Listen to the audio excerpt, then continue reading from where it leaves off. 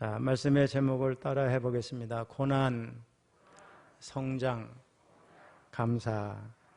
말씀의 은혜 받으시기를 축복합니다. 온실의 화초는 잘 자랍니다. 또 보기에도 튼실하고 아름다워 보입니다. 그런데 병충해에 약하고 찬바람이 한 벌만 불면은 시들어 죽게 됩니다. 하지만 들판의 야생화는 거센 비바람, 찬바람을 맞으면서 뿌리와 줄기가 억세져 가지고 쉽게 시들지도 죽지도 않습니다. 마찬가지로 우리 그리스도인들도 이런저런 시험 또 고난을 겪으면서 강해지게 되면 쉽게 넘어지지 않게 됩니다. 특별히 우리 예수 믿는 사람들이 언제 영적으로 크게 성장하고 성숙할까요? 저는 고난을 당할 때 그 어느 때보다도 성장하고 성숙하게 된다고 생각을 합니다. 인류의 역사는 도전과 응전의 역사다라는 유명한 말로 우리에게 너무나 잘 알려져 있는 영국의 역사학자 아놀드 토인비는 역사의 연구라고 하는 대저서를 쓰면서 흥미있는 실화 하나를 우리에게 전해주고 있습니다. 영국 사람들은 청어라는 물고기를 대단히 좋아하고 식탁에서 청어를 항상 신선하게 요리해서 먹기를 원한다고 합니다.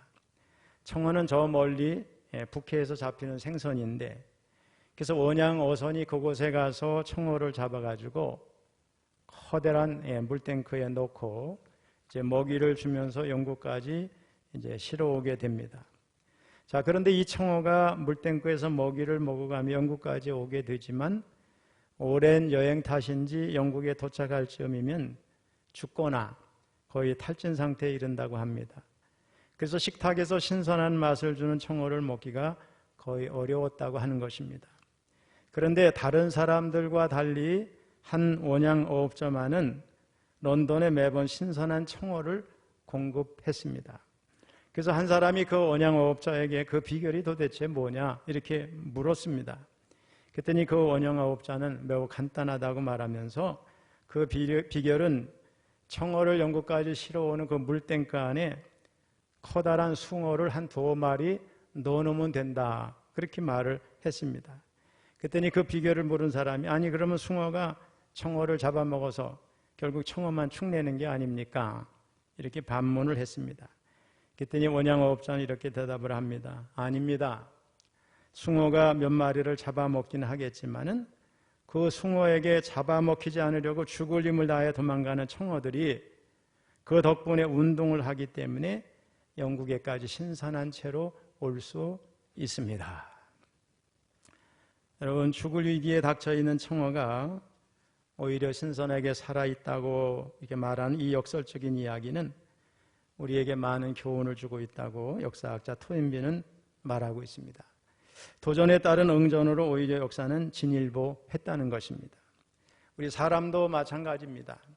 학생이나 자영업자나 또 기업인이나 직장인 등 누구라도 모든 어려움을 참고 견디고 또 강해져야 자기가 원하는 꿈을 이룰 수가 있습니다. 목적을 가진 사람, 꿈을 가진 사람에게 응전, 다시 말하면 고난은 필수라고 볼 수 있습니다. 그냥 성취되거나 거저 이루어지는 꿈은 없습니다. 꿈은 고난이라고 하는 값을 요구합니다. 특별히 영적인 면에서도 고난이라는 훈련을 통해서 우리 그리스도인들의 믿음이 쑥쑥 성장하게 됩니다. 성경은 어떤 의미에서 하나님이 주신 약속을 이루어가는 고난의 대서사시가 되겠습니다. 성경의 주제를 한마디로 압축하면 그것은 고난입니다. 성경의 많은 인물들이 그것을 보여주고 있고 그 결정적인 모습을 십자가에서 고난당하신 예수님이 우리에게 보여주시고 있습니다. 우리는 고난이 있기에 꿈의 성취가 이루어진다는 것을 성경을 통해서 알게 됩니다. 하나님은 사람이 자기 자녀를 훈련시키는 것처럼 그의 자녀들을 고난을 통해서 훈련시키시고 결과적으로 유익하게 만드십니다. 우리 본문 71절을 같이 읽어보겠습니다. 시작. 고난당한 것이 내게 유익이라 이로 말미암아 내가 주의 율례들을 배우게 되었나이다. 그런데 사람들은 고난당할 때 왜 하필이면 이런 일이 내게 다가왔는가 원망하고 불평을 하고 남 탓을 합니다. 그런데 이런 태도는 고난을 해결하는 데 아무런 도움이 되지 않습니다. 오히려 고난이 그를 더 짓누를 뿐이죠. 믿음의 사람들은 고난이 다가올 때 오히려 자신을 살펴보고 믿음의 주요 온전하게 하신 주님을 바라보면서 믿음으로 전진해 나가야 될 줄로 믿습니다. 하나님의 선하심을 신뢰하고 참으로 좋으신 하나님이 이 고난의 과정 속에서 어떻게 나를 훈련시켜서 하나님의 뜻을 이룰까, 이걸 깊이 생각하면서 다시 일어나고 또 일어나고 믿음의 전진을 해야 되는 것입니다. 그렇게 되면 우리는 고난 속에서 주님의 뜻을 발견할 수 있게 되고 말씀의 사람으로 변화되게 됩니다. 자, 본문 67절도 읽어봅니다. 시작. 고난당하기 전에는 내가 그릇 행하였더니 이제는 주의 말씀을 지키나이다. 아멘. 물론 모든 고난이 우리의 잘못과 인과관계를 갖는 건 아닙니다. 하지만 하나님은 어려움과 고난을 통해서 우리의 모습을 살필 수 있는 지혜를 우리에게 주십니다. 따라서 우리 그리스도인들은 이런 고난 속에서 자신의 지혜와 경험을 통해서 고난을 이겨가려고 하는 게 아니라 말씀을 지렛대 삼아서 이겨내야 될 줄로 믿습니다. 또한 다윗의 고백처럼 고난을 이겨내는 힘은 먼저 말씀에 있다고 하는 것도 인정해야 됩니다. 우리가 잠깐 이길 수 있고 잠깐은 힘을 낼 수 있지만 그것을 견디게 하는 힘, 유지하는 힘은 오직 변치 않은 말씀 안에 있다고 하는 거 잊지 말아야 하겠습니다. 여러분, 아프지 않은 주사는 없습니다. 어릴 때 아픈 주사를 맞아본 어린아이들 병원에 간다고 그러면 난리치죠. 안 간다고 그럽니다. 또 주사만 봐도 막 웁니다. 그러나 그 아픈 주사가 몸에 있는 병균을 죽이고 항체를 만들고 또 사람을 살려냅니다. 고난의 주사는 몹시 아프죠. 그러나 그 아픔이 우리 영혼을 찌르고 그 통증이 우리의 영혼 속에 들어와 있는 영혼의 악성 바이러스들을 다 죽이고 마침내 우리를 치료하고 살려내는 놀라운 은혜와 영적 성장을 가져다 준다는 것을 잊지 말아야 하겠습니다. 또한 고난은 우리를 성장 성숙하게 하고 궁극적으로 더 나은 축복의 자리로 이끌어갑니다. 우리 로마서 5장 3절 4절을 읽어봅니다. 시작. 다만 이뿐 아니라 우리가 환난 중에도 즐거워하나니 이는 환난은 인내를, 인내는 연단을, 연단은 소망을 이루는 줄 알미로다. 고난은 피하는 게 아니고 견디는 것입니다. 피한다고 해서 피해질 수가 없어요. 또 참고 견디는 것 외에 다른 길이 없습니다. 극한 영혼의 고독과 통증을 느끼며 그냥 고난의 시간을 통과해야 됩니다. 피하려 한다면 더 큰 낭패와 고난이 올 뿐이죠. 특별히 아픔이 없는 고난은 없습니다. 고난은 아픈 겁니다. 또 시편 기자는 고난 중에 부르짖듯이 우리가 여러 사람으로부터 오는 고난도 있습니다. 우리 시편 119편 84절 85절 읽어봅니다. 주의 종의 날이 얼마나 되나이까? 나를 핍박하는 자들을 주께서 언제나 심판하시리이까? 주의 법을 따르지 아니하는 교만한 자들이 나를 해하려고 웅덩이를 팠나이다. 여러분, 얼마나 힘들면 이런 고백을 했을까, 이런 생각을 하게 됩니다. 나의 남은 날이 얼마나 남았습니까? 내가 너무나 힘듭니다. 나를 물고 뜯고 원수들이 나를 공격하고 웅덩이를 파고 정말 도저히 견딜 수가 없습니다. 이렇게 고백하는 거죠. 하지만 성도 여러분, 혹 이런 고난과 고통이 여러분에게 다가왔다 할지라도 약속의 말씀을 꼭 붙잡고 믿음으로 나아가시기 바랍니다. 그러면 하나님께서 모든 악한 자를 심판하시고, 아멘은 다 휴가 같죠. 여러분 한번 아멘 한번 해보세요. 하나님께서 모든 악한 자를 심판하시고 고난 고통의 웅덩이에서 건져주시고 위기에서 벗어나게 해주시고 문제를 해결해 주시고 승리하게 하시고 여러분 앞에 시온의 대로가 펼쳐지도록 만들어 주실 줄로 믿습니다. 이런 의미에서 고난은 축복으로 가는 과정입니다. 우리 성경을 통해 알 수 있듯이 어려움을 많이 겪은 사람들 가운데 하나가 요셉입니다. 그의 인생을 한 문장으로 압축해 표현한다면 고난을 통해서 축복으로 가는 과정이라고 할 수 있습니다. 17살에 형들에게 팔려서 애굽으로 갔습니다. 종으로 살다가 누명을 쓰고 감옥에서 보낸 기간이 10년이 넘습니다. 얼마나 멸시를 당하고 힘들었고 짓밟힘을 당했겠는가 상상하기가 어렵습니다. 그러나 긴긴 이 고난과 고독의 시간은 그의 영혼을 깊이 통찰하게 하고 영적으로 큰 하나님의 사람으로 그를 변화시켰습니다. 지금 여러분 가운데 고난 중에 있는 분이 있을 줄로 믿습니다. 다른 사람은 전혀 모르고 나만 알고 있는 어려움을 겪고 계신 분도 혹 있을 겁니다. 아무도 대신 져줄 수 없는 삶의 무게로 힘겹게 사는 분도 있으리라 믿습니다. 그렇다면 고난의 시간 속에서 주님과 깊은 교제를 먼저 하시기를 바랍니다. 여러분, 사람의 말은 우리를 잠깐 위로할 수 있어도 참된 평안과 문제 해결의 길로 인도하지는 못합니다. 주님 앞에 벌거벗은 모습으로 자신을 세워야 합니다. 그리고 주님의 손을 꼭 붙잡은 후 주님의 도우심을 받고 치료를 받고 위로를 받고 회복되는 은혜를 입어야 합니다. 하나님은 분명 우리를 살리시고 좋은 것을 주시길 기뻐하시는 분이십니다. 고난을 극복하는 위대한 능력은 무엇보다도 하나님의 말씀에 있습니다. 하나님의 말씀은 빛입니다. 능력입니다. 생명입니다. 은신처입니다. 방패가 되십니다. 소망입니다. 우리 시편 119편 안에 이런 말씀이 다 있어요. 우리 105절을 한번 읽어봅니다. 시작. 주의 말씀은 내 발의 등이요 내 길의 빛이니이다. 우리 인생길이 흑암으로 뒤덮여서 앞이 안 보이는 것 같아도 말씀을 붙잡으면 말씀이 내 발의 등이 되어서 나의 길을 밝히기 시작합니다. 그래서 슬픔과 절망에 빠진 사람들이 오직 믿고 의지할 것은 다른 게 아니고 주님의 말씀밖에 없습니다. 하나님의 말씀을 붙잡을 때 그 말씀이 나를 절망에서 건져주고 슬픔에서 위로해주고 모든 어려움을 이기는 위대한 능력을 공급해 주십니다. 우리 107절도 한번 읽어봅니다. 시작. 나의 고난이 매우 심하오니 여호와여 주의 말씀대로 나를 살아나게 하소서. 주의 말씀이 우리를 살립니다. 사랑의 하나님이 말씀을 통하여 우리를 살려주시고 말씀을 붙잡고 나아갈 때 우리를 생명의 길로 인도해 주십니다. 고난 중에 허덕일 때 경험에 비추어서 해결하려고 하면 안 됩니다. 세상의 지혜자도 의지하면 안 됩니다. 우리가 마음이 어려우면 다른 사람에게 자꾸 조언을 구하게 되는데, 근데 사람들은 여러분을 위한다고 많은 말을 쏟아내지만 자기 일이 아니라 무책임합니다. 아무 말이나 함부로 합니다. 때로는 그 말을 통해서 도리어 더 큰 상처를 안겨주기도 합니다.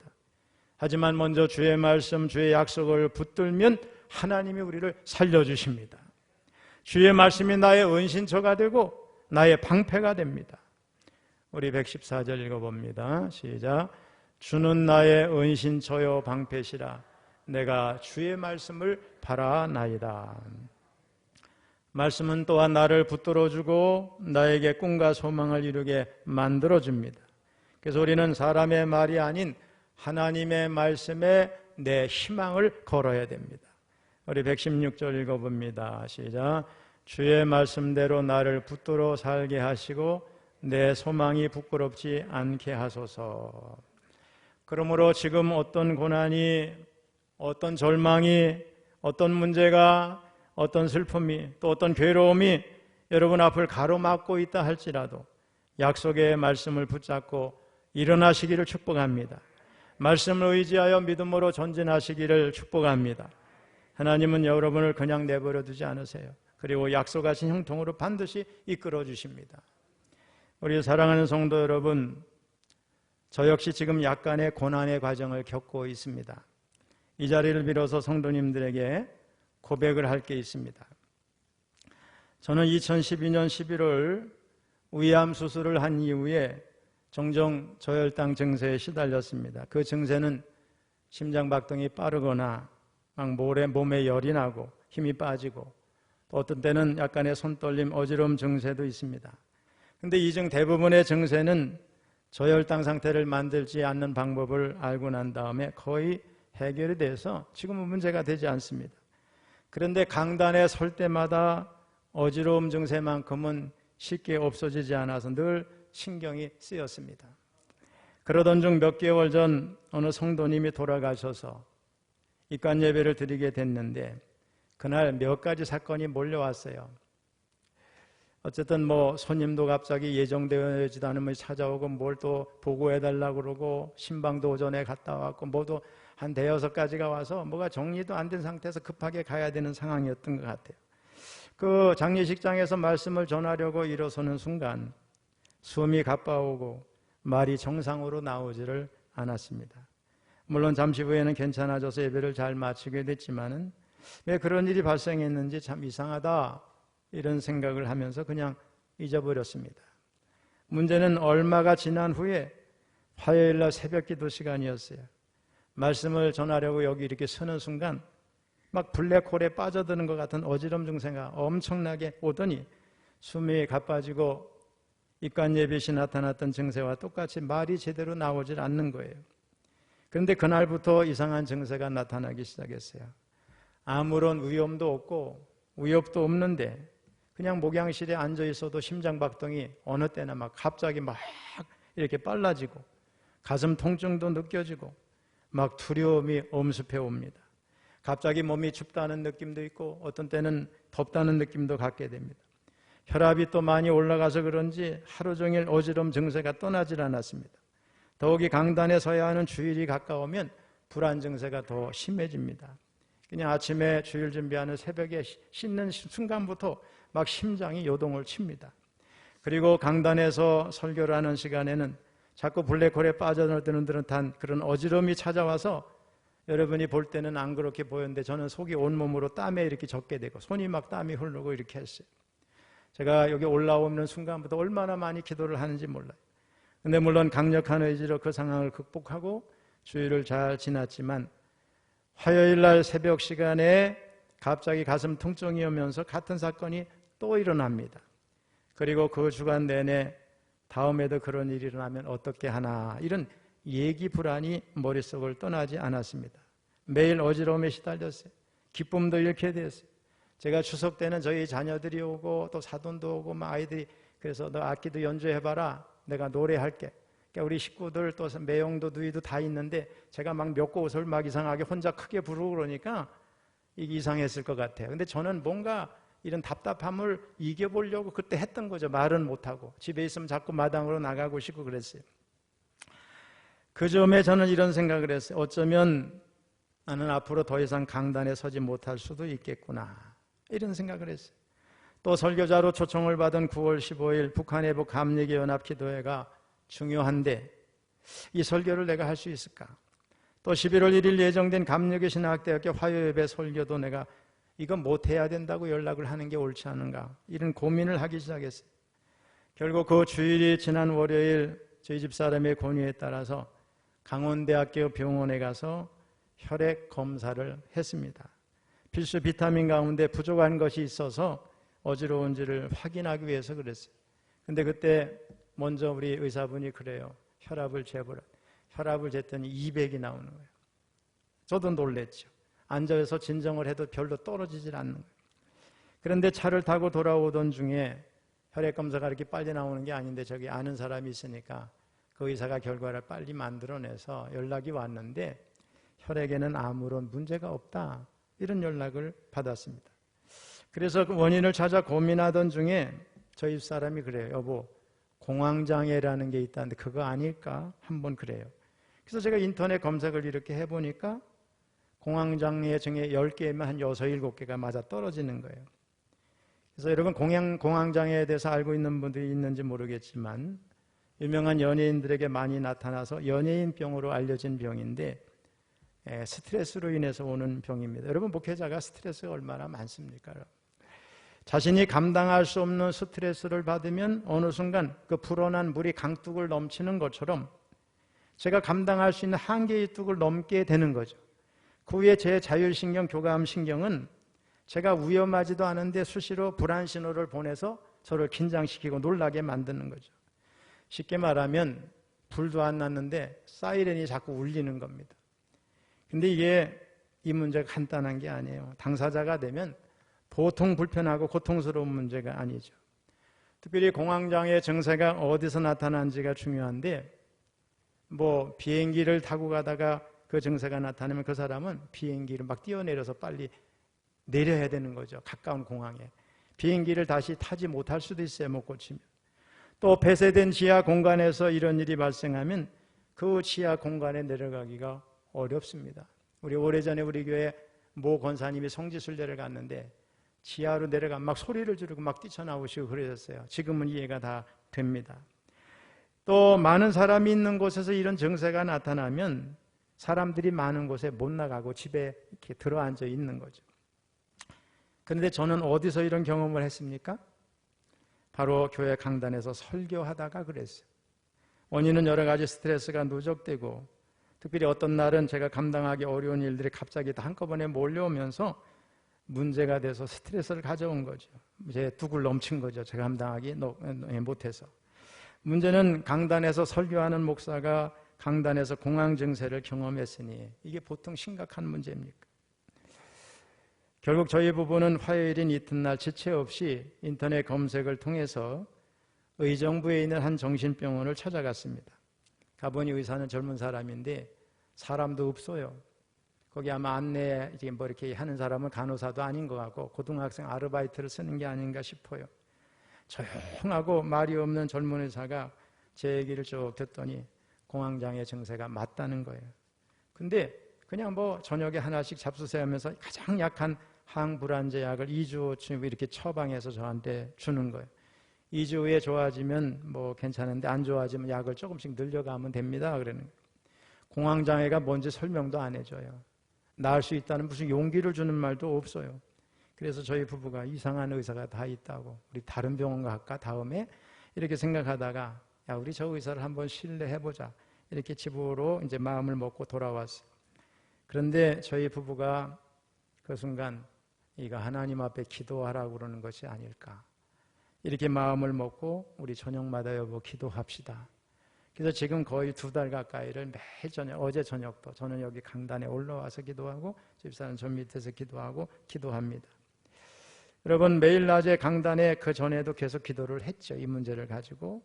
그리고 주중에 강단에가 이렇게 오면 막 떨리니까 매일 목양실에 있다가 낮에 여기 한 번, 2번씩 올라와서 서는 훈련을 계속 저도 모르게 한 2주 동안을 계속 했습니다. 그런데 하나님 앞에 본격적으로 기도하기를 정했어요. 저희 부부는 지금까지 성전에서 기도하는데 놀라운 것은 기도하면서 제 마음에 있던 모든 잘못된 것들을 하나님 앞에 넣어놓고 회개하는 일이 생기게 됐어요. 또 치유를 경험하게 됐어요. 그래서 지금은 강단에서 자유하게 됐고 감사를 하면서 더 영적으로 제 자신이 변화되는 모습을 보게 됩니다. 공황장애는 약물 치료도 중요하지만 더 중요한 것은 나중에 공부해서 아는 건데 인지행동 치료입니다. 인지행동 치료는 뭐냐? 공황장애로 사람이 이제까지 죽은 사람이 하나도 없대요. 심장이 멎은 일도 없고 수명이 단축된 일도 없다는 거예요. 이 문제를 제 뇌에 각인시켜주면 되는 겁니다. 또 공황장애를 경험했던 장소를 의사와 함께 용기를 내서 이렇게 가보는 노력을 한 번, 2번 계속하면서 이를 극복해서 치료하는 것을 인지행동 치료라고 그래요. 지난번에 우리 유경동 교수님이 왔는데 이분이 뇌과학을 공부해서 무슨 책을 낸 게 있어요. 근데 제 얘기를 듣고 이런 얘기를 하는 거예요.